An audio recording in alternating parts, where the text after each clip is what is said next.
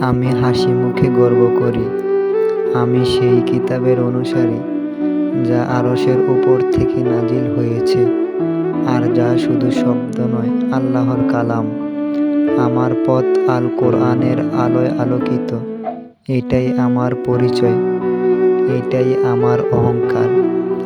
যেখানে দুনিয়া গর্ব করে সম্পদে, আমি গর্ব করি কোরআনের প্রতিটি আয়াতে। কেউ যদি বলে তোমার সবচেয়ে বড় পরিচয় কি, আমি হাসিমুখে বলবো আল কোরআন।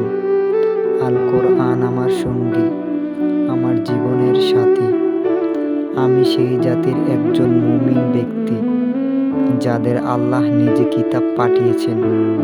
এটাই আমার গর্ব, এটাই আমার শক্তি। আল্লাহর কালামের আলোয় ভরা এই আলো নিয়ে আমি অন্ধকার পৃথিবীর মাঝেও হাঁটতে পারি।